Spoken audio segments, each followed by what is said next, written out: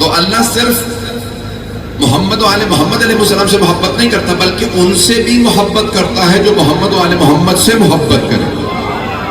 حدیث پیش کرتا ہوں، آپ نے سن رکھی ہے، میں نے بھی ممبر سے پڑھی ہے کہ صحابہ کا مجمع ہے، ممبر رسالت ہے، مسجد نبوی ہے، جناب سرور کائنات ممبر پہ ہے، آغوش میں مولا حسین ہے، جسے رسالت آغوش میں اٹھائے اسے حسین کہتے ہیں۔ کچھ لوگ پہنچ رہے ہیں۔ صحابہ وہ جو پیغمبر کے قدموں میں بیٹھے، حسین وہ جو رسالت کی پشت پہ سوار ہوں۔ جناب سرور کائنات کی آغوش میں جناب سید الشہداء ہیں، صحابہ کا مجمع ہے، مسجد نبوی ہے، کہ سرور کائنات آغوش میں اٹھا کے فرماتے ہیں، صحابہ کو دیکھتے ہیں، پھر ہاتھ اٹھاتے ہیں، 6 مہینے کے امام حسین کو اٹھا کے کہتے ہیں اللہم انی احب حسین، پروردگارہ مجھے حسین سے بڑی محبت ہے، فاحب من احب حسین، تو اس سے محبت کر جو حسین سے محبت کرے۔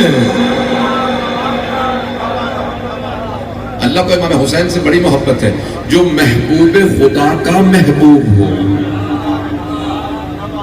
اللہ کی محبتوں کا مرکز سرور کائنات، ان کی محبتوں کا مرکز امام حسین علیہ السلام۔ اب جو حسین سے محبت کرے وہ اللہ کو محبوب ہے۔ نہیں پہنچا پایا، دوبارہ بات پیش کرتا ہوں۔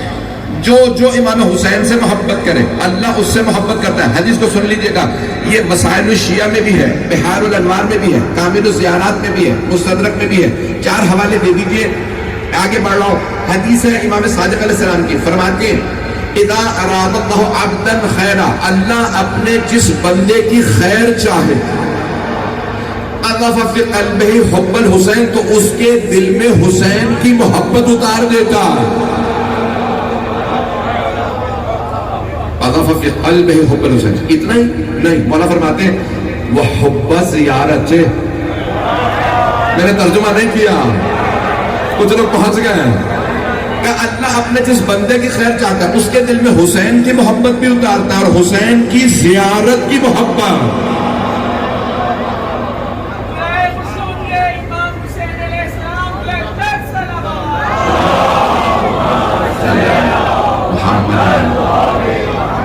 میں اسی محبت سے